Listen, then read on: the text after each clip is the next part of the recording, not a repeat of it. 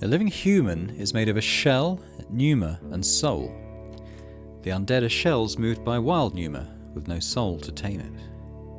Hello and welcome back to Boring Dad Gaming, where today we're going to be playing some more Roadwarden. Let's dive back into our save here. So, quickly remind ourselves what we want to achieve today. We kind of want to do another complete loop, don't we? We've discovered a lot of things. We're assembling a crew. We've already got a couple of people on that. We've got, I can't remember his name now. Zwei from Foggies, and Egidia, the mayor's daughter, is going to be joining us as well, and lending us a boat, which is pretty cool. Currently in Gale Rocks. Don't think we need to go to the pier. Yeah, I think we'll head to Creeks. And then I think we'll head east. Maybe visit the tribe again and just mention that we're going to sail to the island. Is that cool with them? Hopefully it is. We'll stop at Eudocia's place. You know, we'll come... Actually, when we're at Creeks, let's actually do the thing where we go down and help them clear the road. That might be good to do. And then we'll come round and we'll go drop into the Pelt of the North again, and the Elder, Howler's Dell, and we're actually looking to confront Tyus there at some point as well, maybe joining with the Druids to do something about her. But for the time being, let's go up to Creeks.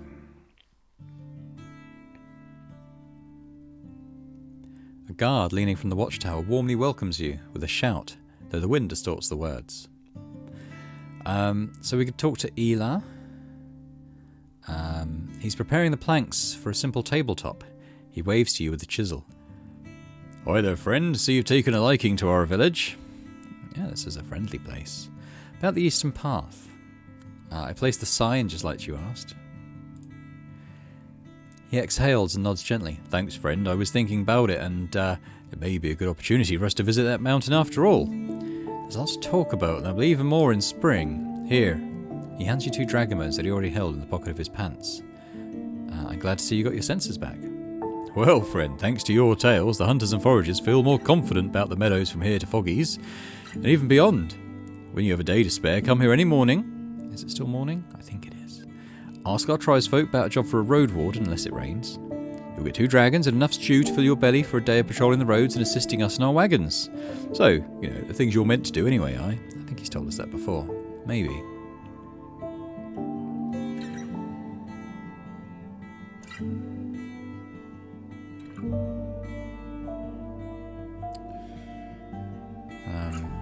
Yeah, that swarm of bugs. I think I actually know how to deal with them. It's going to cost a little bit of money though, and we don't really have any, so we won't worry about that for now. But let's help with the fallen tree. He springs up and leads you to the square. Gather folks for the wood cutting. He orders the children and waves to the adults to gain their attention. He looks at you with a smile. We have sharp axes, full stomachs, spare wheels, and you can leave your mount at a creek. Nothing like a day of grazing, napping, and shitting, aye? Without waiting for your response, he addresses the approaching souls. None of them are older than 30. I approach Roach and scratch its neck. Don't worry, I'll be back soon. After a few minutes, the crowd gathers next to the bridge, organising their simple carts and wagons that are held only by ropes, joints, and leather straps. You notice that one of them carries a pile of a few bulky sacks, so you ask Shoshi with a massive axe about their contents. Just food, friend? She's looking at you with excitement, moving her hips to an inaudible melody. What's on wheels? Light as a feather. No need to hunt in the woods. To illustrate her point, she throws her tool into the cart next to her. Just in case, I'm going to keep my axe at my belt. It doesn't take long for the sounds of wheels and boots to cut through the songs of birds and insects. Your loud journey is accompanied not just by the sounds of trampled and kicked rocks, but also the conversations of the woodcutters who are spread around without many worries. You cross the thin gorge where Ephron the hunter is waiting on the side of the road. He stands still, looking around like a gateguard from the city, but once you get closer, he joins you with an excited look and light steps, shaking the wolf's head. Don't worry, friend. You may be here to protect us, but my destiny is to keep you breathing until the very end. You seem happy to leave the village? No, I've been around. He reaches for his obsidian club and swings it left and right, trying to both move forward and demonstrate a few defensive stances. But there's always more to see, and a land as wild as this changes with every season. You move past the tavern and head south, where you encounter Ilan and Zwei, the foragers. They move through the meadows with long sticks in hand and baskets on their backs, seeking food in the meadows, while also scaring away any potential snakes. Once they notice your expedition, they run up to the road, where the larger man asks the others about their health and days. After a few minutes, they reach you and Ephron. "You look both like a flock of vagabonds and a squad of guards, with all these axes and spears," says Ilan. "Weird to see you all in one place without the walls to hide you, crude as they are." This catches my interest. The palisade isn't that bad. Ilan looks at you with an open mouth, then glances at Zwei, who simply shrugs. "It rots a lot, and some creatures squeeze through the beams, especially in the back. They steal food, and this one time they took a baby." Ephron's voice is unusually tired. "My brother often says he'd like to make a wall of stone, but who knows when we'll have enough to buy it." After that, the foragers speak briefly about the plans your group has for the rest of the journey, then announce it's time for them to go get back home.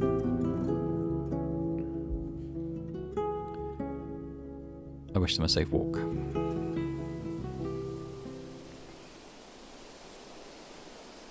The farther away you get from the foraging ground, the more quiet the tribesfolk grow. The hours of wayfaring are getting to your legs, and the atmosphere grows tense as some of your weaker companions are asking to be pulled on the carts for at least a few minutes. Ephron looks behind, then at you. "Do you ever sing in Hovleven during work?" His words are so loud you have no doubt that the rest of the group has also heard them. We sing the songs of the sea, tunes from before the war. Why not sing the songs of the sea? Sailors bring them to fishers and dockhands, and it spreads from taverns to homes. How do they go?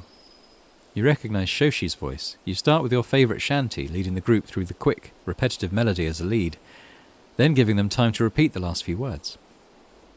Once everyone learns how to follow, the woman replaces you, giving your poor throat some rest, but also adjusting the words slightly. Ships turn into boats, krakens into dragons. It's hard to tell anymore if it's a song about missing home from the waves of the ocean, or being lost in the woods. This is how stories grow.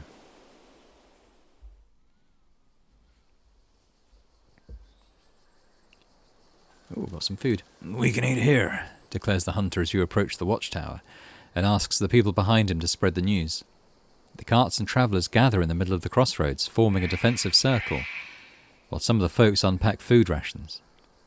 Before you sit down on the grass, Ephron hands you a humble set of pears and cold, roasted meat, then steps away with a smile. You hear him entering and exploring the tower. Once he gets back, he triumphantly raises his sharpened cudgel. "If there's one spot on the eastern path we need the most, it's this one, you understand?" The wolf's head drops on his back, so he adjusts it. "And with your help, the tower is ours." I smile back, that's right. There's a lot of animal sounds going on. Some of the tribesfolk wander a bit further away, searching the tall grasses for food as if their habits are stronger than fear. But after the hunter orders them to regroup, they stay disciplined. After a short break, the expedition starts to restore its previous shape, while you and the hunter leave them behind, scouting ahead. The overgrown path twists between the hills and bushes. "This Brutus has issues much larger than a fallen tree." Your companion's voice is tired and quiet. Maybe 3 more years and it'll be safer to block it completely." Both of you reach for your blades when a sudden cry comes from down the road. It resembles an ape, a young troll, or a human tormented by visions.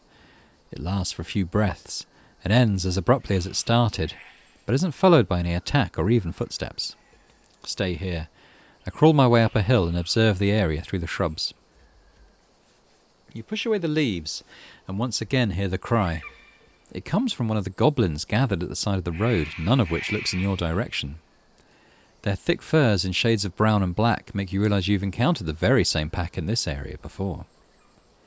Most of them stand still and in silence, either on all fours or using their crude sticks and clubs to remain upright.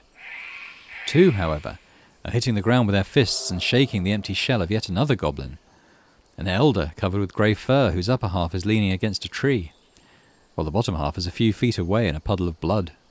The guts spilling out of its stomach don't suggest a promising diagnosis.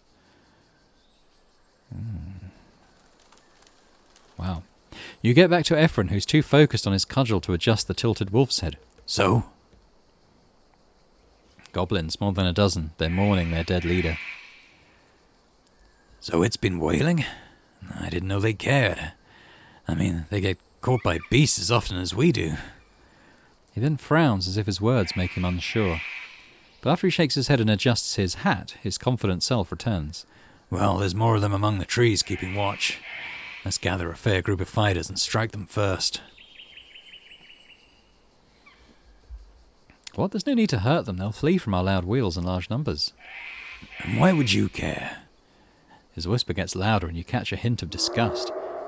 The more of these vile creatures we take down, the more merciful the woods become for us. Okay, there's a couple of decent options here actually, and I'm going to go for beasts need goblins for food. Getting rid of them puts humans in danger. What difference will a few short apes make? These forests are full of wild beasts and plants. Even the hills are green. We could kill 100 goblins and it would change nothing. Please, Ephron, let's leave them alone. The man squeezes the wolf's head, taking it off for a few breaths. Fine. The sudden break of his whisper sounds to you like a shout. But I see no wit in what you're saying. Once you reach the rest of the expedition, the instructions are clear and simple, though a few voices argue it would be better to fight. Ephron mentions your conversation and says that we pay the Roadwarden for guiding us, so we won't ignore direct instructions. You make sure to be louder than you need, adding the occasional shout and the sounds of wooden handles hitting the wagons to the noise of boots and wheels. When you reach the bloody spot, you find only the legs and loins of the grey goblin. One of the woodcutters mentions it's too bad there will be no goblin tusks for necklaces, and the others nod in agreement. Roadwarden asked for it, a forager responds, starting a wave of chuckles. The hunter seems grumpy. Don't worry, Ephron, you've many journeys ahead of you. You're at the tree. Oh, that's not too bad, says Shoshi as you reach the fallen tree. It's thin, we can surround it. The workers divide the tools and use the carts and wagons to form a barricade, explaining that they'll move them once again when it comes to loading timber onto them. You prepare your own belongings when you notice that the tribe awaits your command. You can start whenever you're ready. I'll keep an eye on things. The broken wagon is the first task that the workers take care of. The few dozen souls that arrived here would be enough to simply push the tree to one side, and what would be an exhausting task for lesser numbers will take them little time. You use the crags to observe the area, moving around without haste. The distracting noises of your group scare away many creatures. The eyes that observe you are mostly spread among tree crowns and the highest points of the hills. You spot a few ibexes, monkeys, and many birds, but no cats, runners, dragonlings, or wolves. I miss sitting in the saddle. The saws and axes split the tree in a few spots at once, while the less experienced members of the group trim the branches and carry loads of wood, until they're asked to replace the exhausted woodcutters. Then the work slows down, but never stops, and while the constant noise finally lures the presence of a small dragon that's walking on 4 legs, each one as large as a human, seeing your large group makes it turn back, even though you would most likely be unable to pierce through its skin. After another few hours, no one has enough fortitude to start another conversation. Once the carts and wagons are ready, the crew demands half an hour break. Well, we can't really avoid it.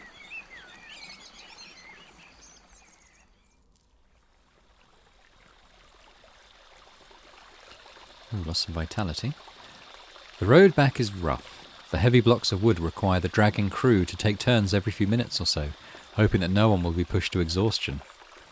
Crossing the bridge is the worst part. Lifting and dropping the vehicles is too dangerous for the primitive wheels. One of them breaks, needing to be replaced on the spot. One of the foragers finally proposes heaping up soil into temporary, gentle slopes, which once again takes a lot of time. You and Ephron sit down at the stream bank, observing the water. Let's hope we reach the tavern before nightfall, he states simply. You're so exhausted that seeking an answer takes you a bit of time.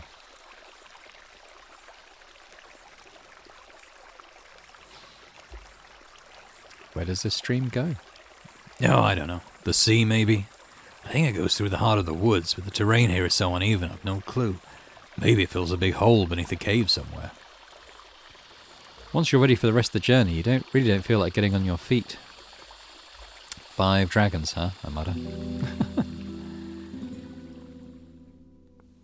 Forky and her crew welcome you at the gate, with their few tables, benches and chairs moved outside the palisade, inviting everyone to sit down and eat, though more than a half of the crew has to sit down on the wagons. 2 of the foragers refuse the meal, instead laying on the soft grass. You all get a bowl of warm stew, heavy and fat, with snake eggs placed on top of a piece of pheasant meat.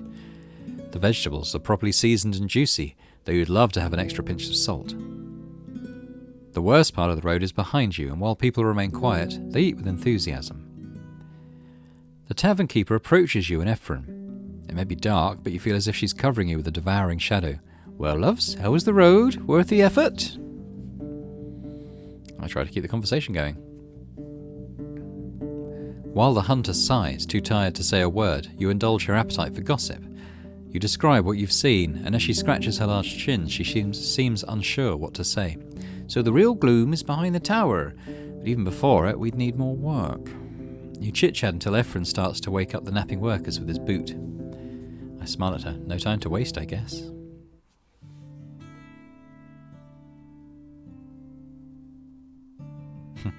We're back, extremely filthy. Saved! A woman with a big axe crosses the gorge with laughter, and the expedition leaves the carts and wagons in front of the bridge. Seeing how dark it is, you're not surprised to learn the unloading will occur after dawn.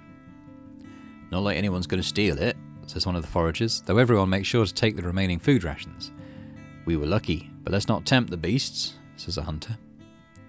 The rest of the tribe welcomes your group from the open gate, and relieved laughter fills the little village. They seem surprised to learn that no one got seriously wounded. Elar and Ephraim share a brief embrace, but the carpenter doesn't hesitate to mention the hunter's smell. You realise you also need a long bath. Time to collect my reward. The carpenter reaches for a lit torch and asks you to follow him. 5 dragons is a lot, but I'd pay 4 times as much for keeping everyone safe. You did a good job, friend. He opens the wooden cask and counts down the pieces of bone. Tell me, Sir Boring, what do you think? How's the road? You now know how a merchant may feel on it.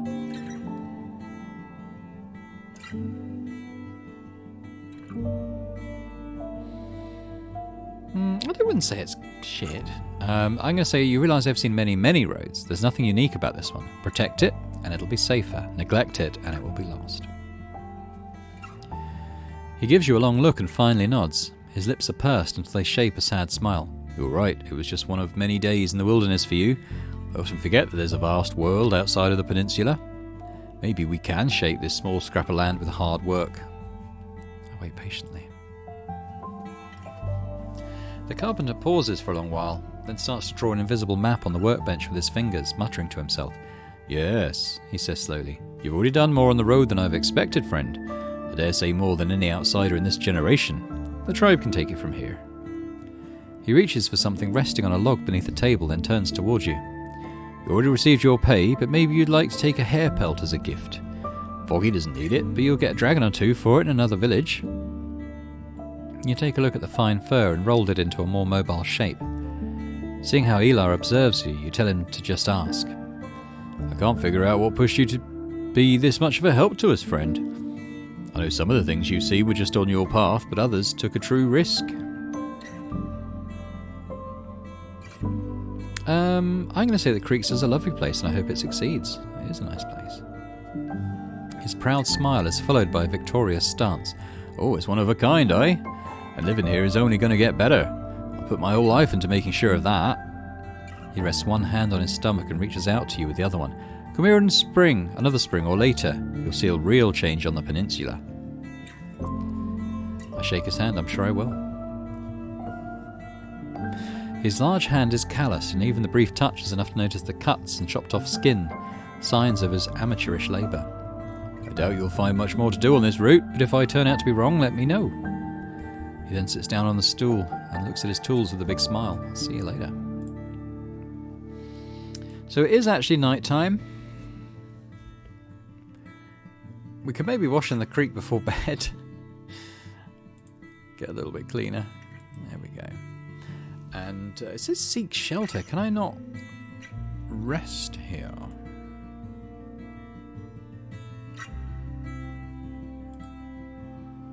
Why can't I rest here?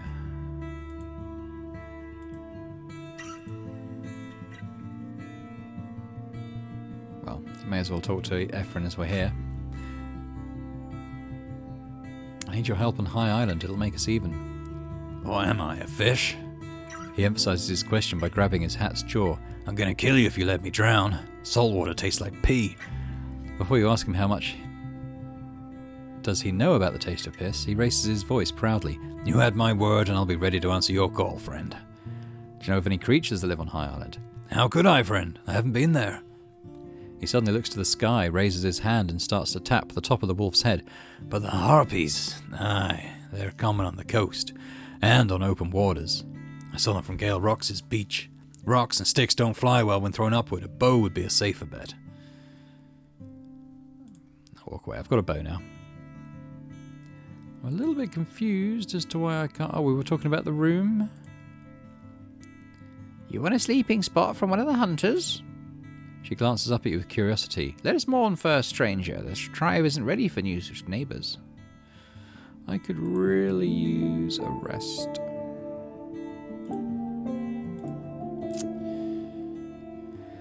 It does seem like they're going to force us to go to Foggy's. Fine, we'll go to Foggy's then. Probably lose some stuff. Actually, not too bad. The screeching birds are sitting on the logs of the palisade. Some of them observe you, but the group doesn't cease its squabbling. The foragers are inspecting the boat, talking about their recent fishing trip. The taller man welcomes you with a nod. I enter the tavern. Anything I can sell? No. Anything I can buy? I've already got the meals set up. Guess we're going to go to sleep. It might be nice to regain that little bit of health that we lost.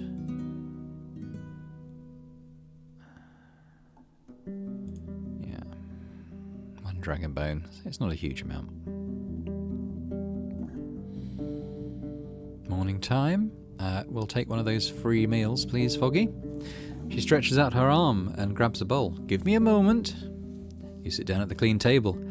After a moment, the keeper brings you a baked cold pheasant and a raw eggplant. Once you're done, Foggy packs the leftovers for you as a snack for the rest of the day and mentions that you've already paid for another 2 meals.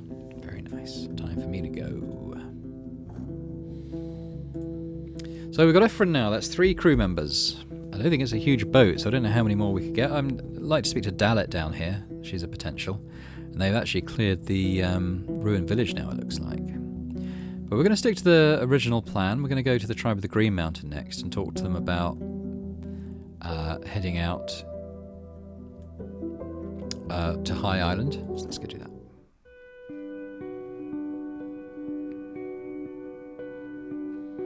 A few armed villagers, the Saurian rider included, are gathered at the entrance, engaged in a loud discussion. Once you dismount, they fall silent, giving each other angry scowls, and then welcome you with cold nods. Okay. Let's enter the cave. The chief and the shaman are already in the chamber, chatting with each other. They welcome you with polite nods. Can we talk about High Island? Aye, we can, but no soul of our tribe has been here in generations. Even a gentle frown changes the chief's scarred face greatly. We won't return to it while cities remain a threat. Would it matter to you if I were to land there? The chief answers slowly with a night-cold voice. We'll cut any limit so much as touches our homeland. Why don't you want anyone to land there? What good could it bring us? The chief leans back as if there's nothing to talk about. After a few breaths, the shaman chips in. We'll enter the island like a traveller returning to their bed. Eyes of the city folk see not our homeland, but they are filled search for iron. Eyes of the other tribes see our lost treasure not as our soil, sky and rains, but only as belongings to grab and sell. Our friends help us keep an eye on the island, and if anyone breaks our rule, we'll be ready to swim there and stop their greed. But it's no longer a home to any human soul.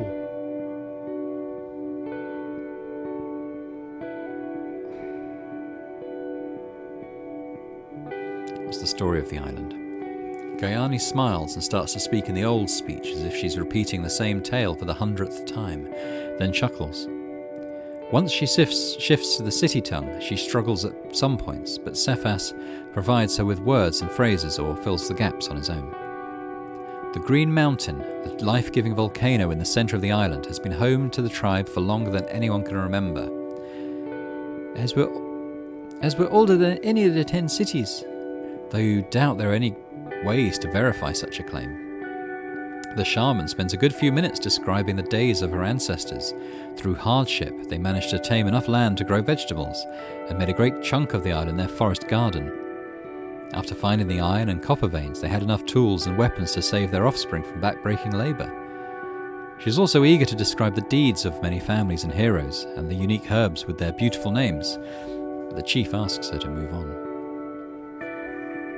For most of his existence, Hovleven avoided the island, finding hardship in getting close to it, and since the pagans were reluctant to accept dragon bones, the merchants saw little value in their wares.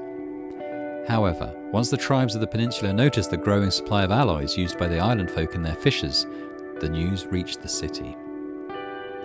A little more than 200 years ago, the officials tried to negotiate a new trade deal with the locals, but to no avail. Finally, they allowed the corsairs to start their usual efforts, putting to use the growing height of their ships. At first, they harassed the fishers, then landed on the island itself. The tribe was ready to fight for what was theirs, but the cruelty they faced outmatched them. The kidnappings made the locals afraid to leave their walls, and then the raids enslaved whole hamlets or burned many crucial structures. Using traps and their knowledge of the terrain, the tribe managed to kill more than they lost, but the corsair ships kept coming, always led by new, yet even more experienced captains. After a few bloody battles, the forest fires started and the locals understood they had little time before the wrath of the herbs would trample them to death. We are the 8th generation of the... I need to get the Irish going, don't I? We're the 8th generation of the tribe living here, so close to the coast, and yet so far from it. She ends her tale. Taming the new grounds was harsh, and once the first children born in these tunnels started breeding, only a fifth of the tribe was still here to welcome them. I don't know how successful that was. Is the island dangerous? Cephas shrugs. As dangerous as the wildest woods and hills.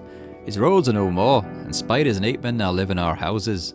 The city folk who tried to take our lands may still be there, walking shells without souls. But after so much time, they likely went after blood on the mainland. I don't know where I went with that one. Why won't your tribe try to reclaim the island?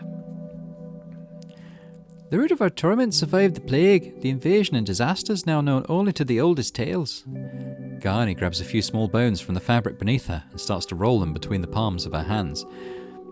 We have no strength to fight it, no hope to defeat it, but we can wait in humbleness and hope the spirits will turn their face away once our enemies come to him for help. Cephas rests a hand on his side. Returning would anger the herds and cost us dearly. Yet after 1-2 generations, once our walls and children grow strong. He looks at an infant being fed by the fire. The corsairs will once again bring torches and chains, for their right allows them to murder freely. He utters the soul carrier's name with disgust. Leading our tribe to their homeland is the dream of every chief and every shaman, but it's a dream of the prideful. I'm willing to offer you a gift as a sign of my goodwill. They exchange looks. They want my new axe. I do have my old axe, in fairness. Just give me a moment to think about it.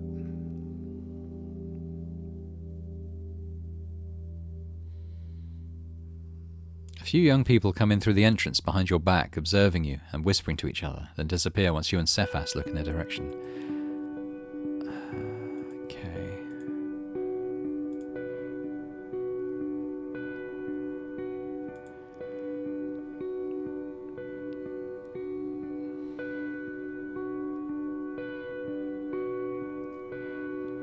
I mean, the thing is, I don't know if it's just bartering for the horn or offering him a gift.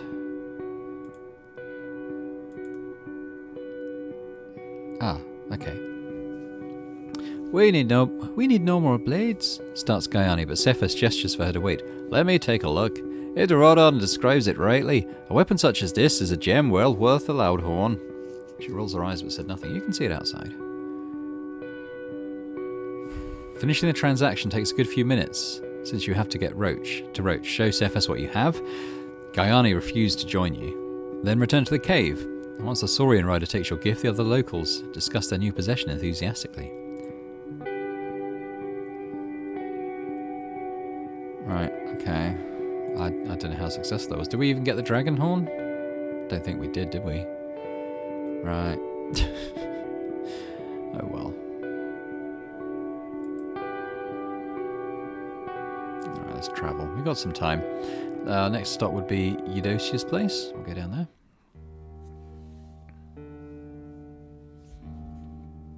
And we've got another 4.5 hours. Can we get to the... Yeah, we can get to Pell to the north. We could even get to Steep House and see what's what there. And then maybe go back to Pell to the north. Right, she's letting us in. Straight into the house. Talk about clearing the roads.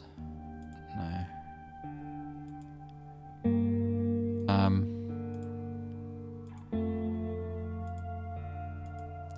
Yeah, there's nothing here. We're kind of done with her, I think. So I'm going to go to Steep House, and then my plan is to then sort of backtrack a little bit to sleep at Pell to the north.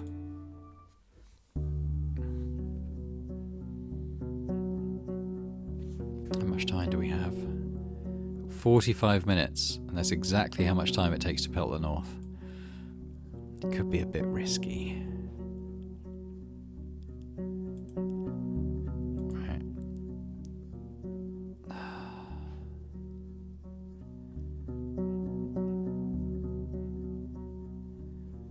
Could set the trap again.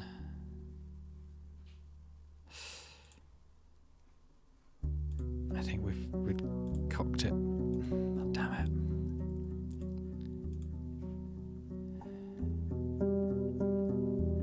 Yeah, we're going to lose a little bit of health, but we'll gain that back when we sleep. We're going to go to Pell to the north and sleep. The lights are a promising refuge. The lights are promising a refuge. The guards have bows and spears in their hands and ask if there are any monsters behind you. They tell you to wait, observe in the area, then open the gate carefully, only to close it right after you ride inside. Bored with life, Roadwarden, one of them grumbles, and you notice it's already dark. I get off my horse and apologise to them and enter the inn. The strong fire in the stove lightens up the hall, though the whispers between the guards are tense. The innkeeper uses a broom to remove spiderwebs from the corners of the hall. The scavenger is nearby, talking quietly with the innkeeper.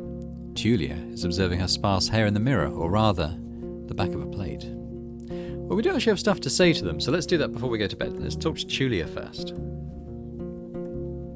She smiles politely. Hello again.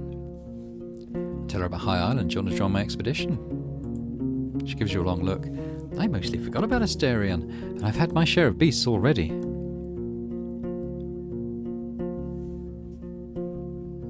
The officials would appreciate your report from the island. They can shove it. She leans away. Unless they're going to send me to a village with tall walls, I'm about to quit. A short pause. I can't do this. Are you really sick of the roads? I don't plan to give you a palace made of dragon bones, you know. Okay, she doesn't trust me enough. Talk to the scavenger. No. Talk to the innkeeper. You can now trade for a new item. Okay. So you again. I have something new to sell you. A shield. I've got a shield, I think. It's large, a bit heavy but firm. One of my huntresses tried to put it to use, but she prefers a long spear. Let me know if you want it. I'm going to look at my inventory. I'm pretty sure I have a shield. Yeah, I got one. Any leftovers? Not today, no. Maybe tomorrow. Do I have anything he'd like to buy? No, I don't want to sell him that. What's he got to sell us? It is a nice shield. It does say I've already got one. For a dragon, 3 filling meals? Yeah, I think we can do that. Not having to buy a boat is a big help for us. We could sleep. So I would like to get some health coming back in. 1 quarter's enough, that's fine. And a bit of a wash. All sounds good. Down to our last 6 dragons here.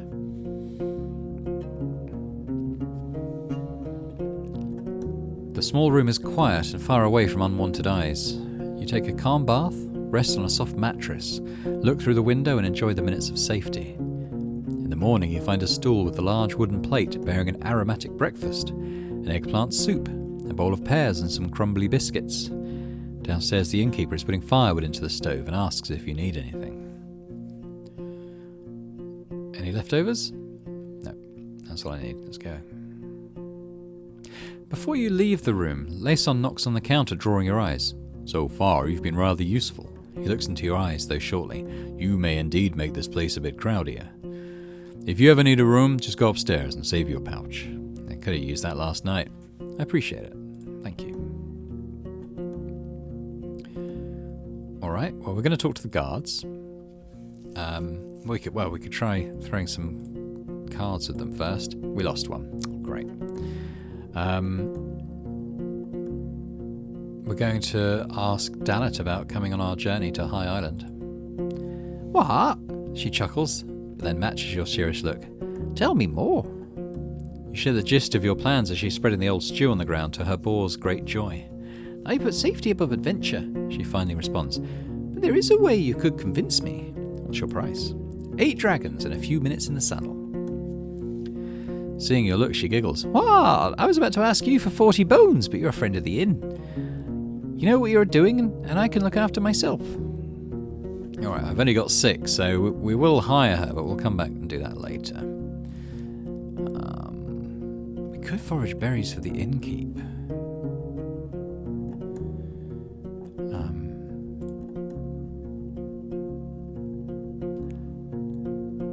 Maybe we'll ask the innkeeper if we can do that. Maybe he'll give us some money. About the goblins.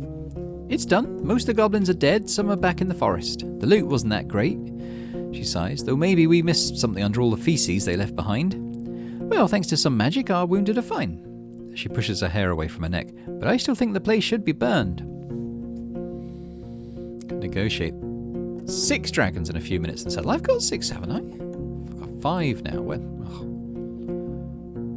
Return later. Can we get it down any further? No. I walk away. Go to the inn. No, he doesn't need me to do any more chores. Okay. We're going to travel. Let's go to Steep House then.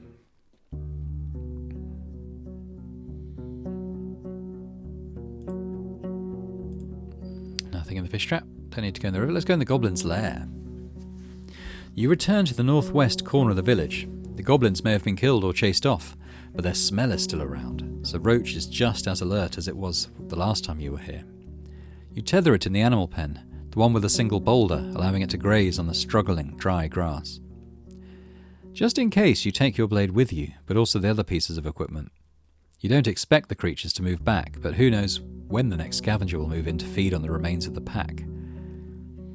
You stand in front of the entrance. The dried out blood now covers the older layers of dirt and rubbish. I plug my nose with some scraps of fabric and maybe cover it as well. It helps, but not as much as you'd like.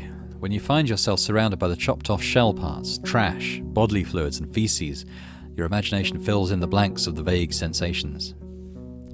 Not looking directly at the place of carnage helps, so you raise your eyes and move forward.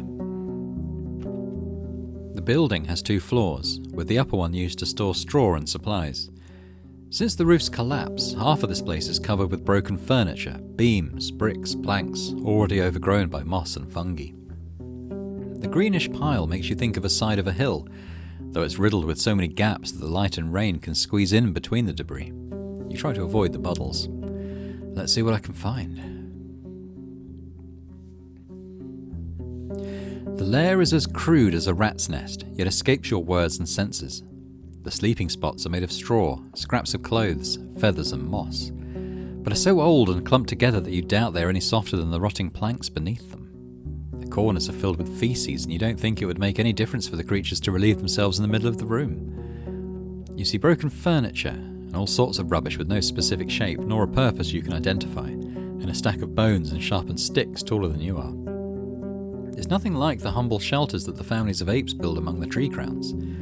It's tamed chaos, an attempt at maintaining order in a place that ceased to be a human structure, yet is still not part of the wilderness. Just a few days ago, dozens of beasts were living here, but you can't imagine how anything could survive in such conditions. The walls are covered with black and green moulds. The floor is very much alive, with countless worms, insects, small lizards and rodents running among the dirt and the fresh shells of furry goblins. The blood, guts and flesh are covering way more spots than you'd hope for. Something is happening in your stomach. Time to look for anything of value. I'm ready to spend even more than an hour in this place. Okay, we'll roll that. The painful search takes you almost an hour. You move the carcasses around, look into the stacks of garbage, examine the sleeping spots. By accident, you make one of the piles of furniture collapse, covering the floor with yet another layer of chaos. With every minute, you get more upset about the state of your boots and gloves, knowing that some tiresome cleaning is ahead of you. Your disappointment grows. There are many stories of goblins storing unusual treasures in their lairs, but you find not even a single dragon. Could the hunters have been so sharp-eyed in their search they've left nothing behind? Or were the goblins simply never interested in gathering things for which they found no purpose? You move a larger plank, an X-shelf leaning against one of the mouldy walls, and you reveal something curious. A group of signs made with red paint. I look at the marks closely. The paint is old, placed with noteworthy artistry. It portrays a large tree without leaves, just a bunch of branches. You saw a similar plant in the main square of Howler's Dell. Its roots grow out of a human skull, penetrating its eye sockets and the open mouth, and a couple of red drops are allowed to run down the wall. Above the tree you see a single large word, though you can't read it. I go outside. I need the fresh air and some water from the river.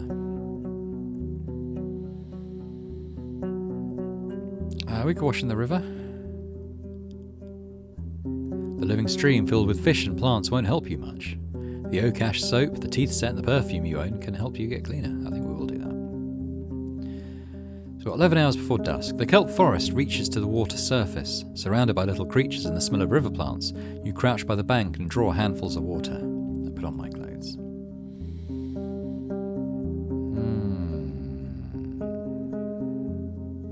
Let's have a little look at the journal. The Ruined Village tab. I should use what I've learned to confront the people of Howler's Dell, but only if I'm sure I can use my knowledge and the trust I've gained to my advantage. The monks blame the people of Howler's Dell for destroying Steep House. According to their story, Tice tried to make an example out of the villagers when they refused to join her.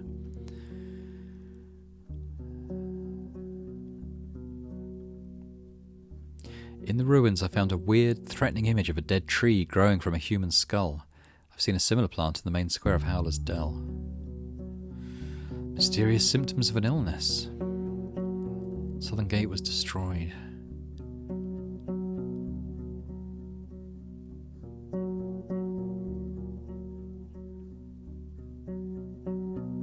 I've proven that the local fields have been turned barren by a curse. Before we go to Howler's Dell, I might just pop into the Elder and just see if he can, give us any more info. Maybe about that image that we found.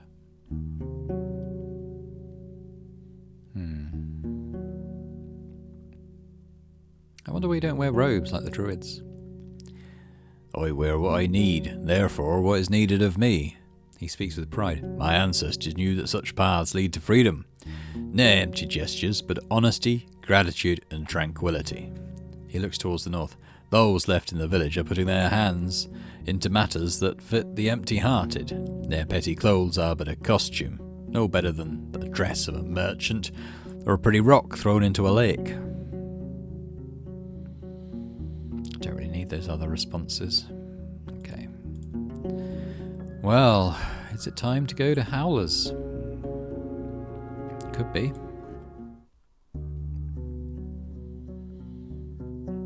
You approach the opening gate and swiftly dismount.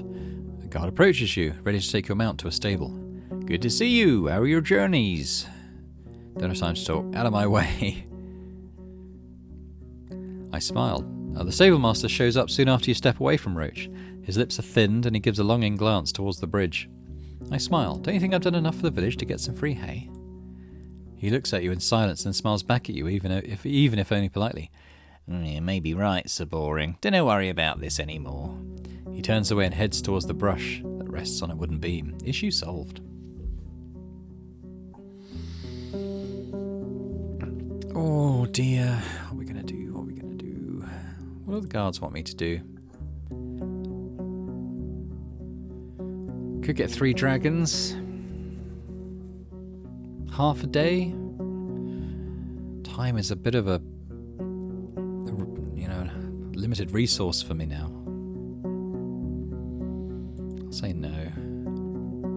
Main square. I want to look at the tree, ideally. Not much there. I need to decide to do with what I've learned about Steep House. You're standing in the middle of the islet, taking a good look at the village. The locals follow their daily routines. Children are playing tag. The trees are turning gold and brown.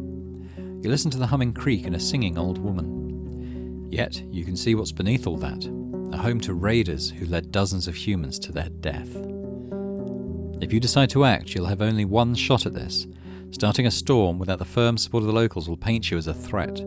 If Tyas was able to keep her power despite her deeds, she surely has strong support, and she may not yield to you even if openly confronted. Maybe the druids? Yeah, okay, let's go to the druids. They seem to like me. You think of your previous conversations with the Elpis. While she is surely respected in the village and seems to have unusual talents, so far her attitude towards the mayor has been rather timid. Unless you can present a good case to make her turn against Tyas, you doubt she's going to keep your conversation a secret. Well, let's hope she listens to reason.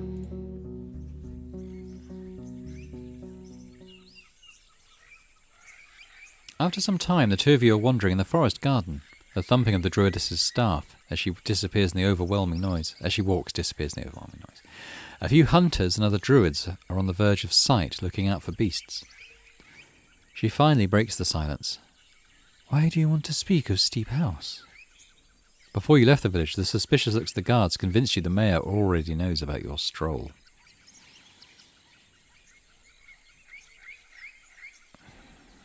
Okay, how about the middle one? Tyas is unpredictable and manipulative. It's time for the druids to restore order to the village.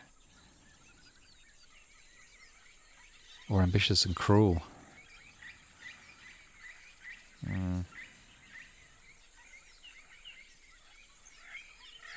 Howler's Dell doesn't need to grow anymore. We must stop Tyas, for she will never be full.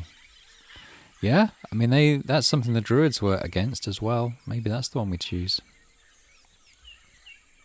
She doesn't respond at first, instead staring at an apple rotting on a branch. She picks it gently, then touches the branch. Its leaves grow stronger and larger. You're right, she says carefully, but now there are many like her. I may have my doubts, but I'm trusted to never seek control, only to give advice. You keep following the many beaten trails. The bright, sparse woods are nothing like those you've seen in the other parts of the peninsula. I'm listening.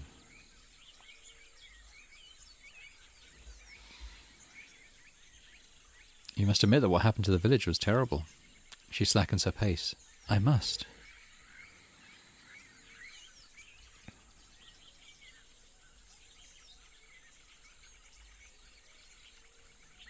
Okay, I'm just reading through the options. I imagine it's going to be one of those occasions where we could pick more than one.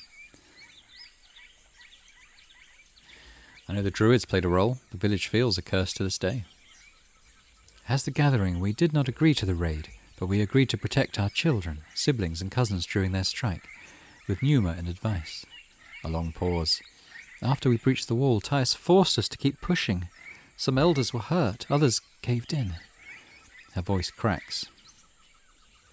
Now you have an opportunity to fix your mistakes. Not at all, she says harshly. The dead will not return. Their homes are but a bird's nest. We ought to stay in shame, yet be of use. Redemption will never come, but we have to climb higher. I may have got that one wrong then. Whatever the reasons behind the attack, it was fueled by rage. I saw the tree painted with blood inside one of the buildings. Reeks of hatred. There was no good cause behind any of it, she states matter-of-factly. But at the time, my neighbours felt otherwise. Threatened, desperate, betrayed and cornered. They lost their hamlet, merchants and the pact. I cannot justify what they've done, but they are not monsters.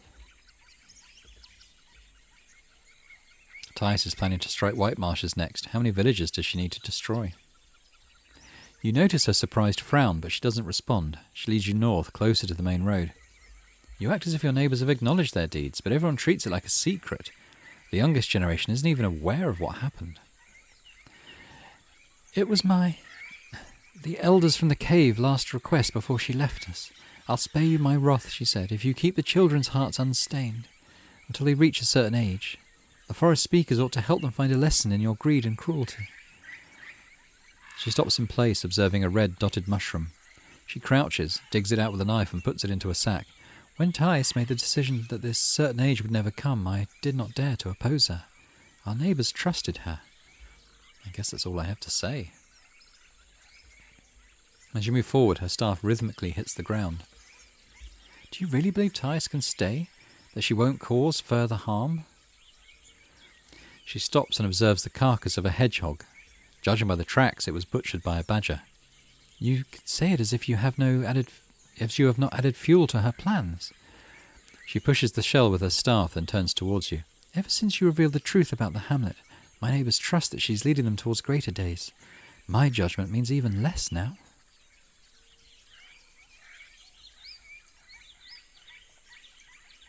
I show her the letter to the guild. She wants to bring Wright's missionaries to this place, behind your back. She glances at the parchment hanging from your hand, then looks at you, listening to your story patiently. The more you say, the shinier her eyes become, getting closer to a venom-like green. Once you're done, she rubs her staff and looks at its tip as if she's measuring it before a strike. I see. No matter her gestures, her words are filled with pain. We already talked about her. You know how impulsive she gets. There must be someone else who can lead the tribe. Yet she's trusted for her wits and talents. Interrupted by a screeching bird, she seeks it among the leaves. The Thais you've met is shaped by many sorrows, but her laughter has not always been as dead as 'tis now. Many of us owe her our lives, and since our gathering promised to not interfere with the choices of our neighbours, we took a step back, even when we realised her determination hides cruelty and stubbornness. No soul dares to oppose her now.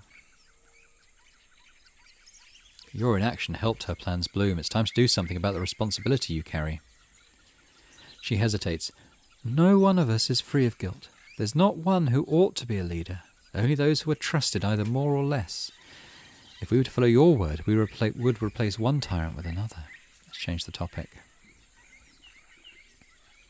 You know I'm trustworthy. I wouldn't try to sabotage your neighbours. It's a dice roll. We'll see what happens. She stops in place and turns towards you, holding her staff by her side. Her eyes are cold like a gentle rain. I'm not so sure, traveller. You find no words to add, so you carry on with your walk. Well, what's your decision? Will you speak with the others? What's happening here? You approach a giant oak, older than any other tree in the garden. It's surrounded by trails of shoes and paws, yet is oddly quiet, even though there are dozens of birds in its crown, spread among the branches like the faithful on temple pews. Elpis reaches for the long claw marks left on the bark. She touches them with the palm of her hand gently, then scratches them with her fingernails, adding a few more cuts, fresh and dripping with sap. The birds, still without as much as a caw, take off loudly. Maybe 100 of them at once, and in such a panic that a few of them crash into branches or one another. Before you can take a closer look, your companion moves her staff in front of you, then nods for you to follow her away from here. You glance at the claw marks once more. Worms are already rushing towards them. After another minute of the stroll, the woman speaks again. I cannot help you. It may be better for you to stay away from Howler's Dell from this day on. Thais is not kind to her enemies. Have you no shame? You're leading innocent souls to their deaths. We've not persuaded her, have we? Her lips form a line, but she spares you not a word of response. She quickens her pace, holding her weapon firmly. Your steps are heavy. You look around. Not only would you not escape the scouts and hunters, your mount and equipment are still in the village. You try to come up with a new argument, a point of view to remind yourself of something you've seen in the ruins, but I've nothing more to say.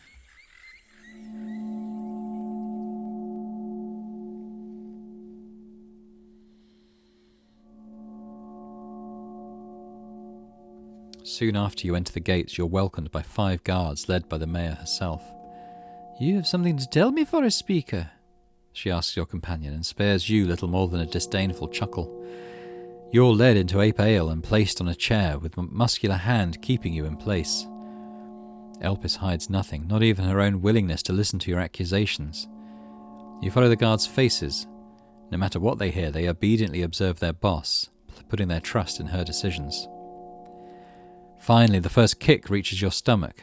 You can't even tell which word or gesture led to it, but it's soon followed by a hit in the jaw. Go, Tyus tells the druidess, who leaves without a word. I'm warning you. Oh, wow. The beating is short but effective. The blood from your mouth covers your clothes. Your ribs ache at every move. You're still a Roadwarden, so I guess we ought to let you be. The mayor's voice is bored and carries not a hint of the cityfolk accent. Now get out, and don't return unless you're going to handsomely support our artisans.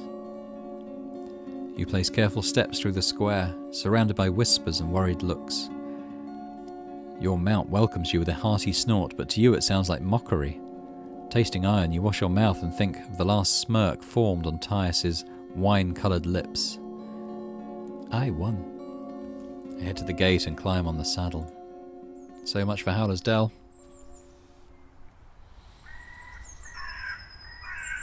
We've been booted back to the crossroads. Okay, it's a bit of time before dusk. We could go back there, but I think that's probably a bad idea.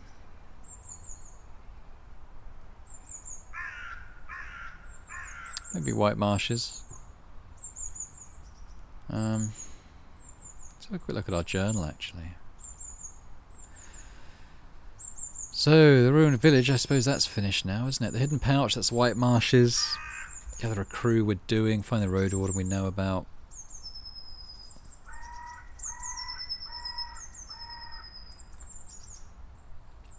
Haven't done very well in forming of alliances. Arentius at White Marshes, Runaway. I don't know if we're going to find this guy. I thought we'd seen him, but I haven't seen any options to find anyone like that or talk to anyone like that.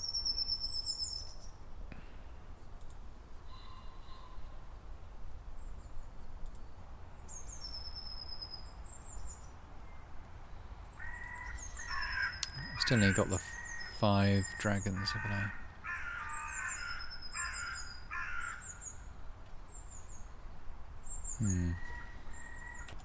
Okay, usually I sort of leave things at the end of a day or the start of a new one, but I think I'm going to leave it there. That feels like a natural end point. Our failed rebellion against Tice, the horrible mayor. Not quite sure what else I could have done. I mean, there was that dice roll, which I'm pretty sure I failed, so maybe a bit of random chance there might have helped us. But yeah, so I hope you enjoyed this. Not sure how I feel about it. I kind of wish we'd been able to get rid of her. Pretty much all that awaits us now is finishing our crew, I think. We're going to go to White Marshes, a couple of quests to finish off there. Get our crew together and then head to High Island, I think. So thanks very much for watching. If you did enjoy this, then please do hit the like button on the video and subscribe to the channel as well. And I hope to see you again for more Roadwarden. Bye for now.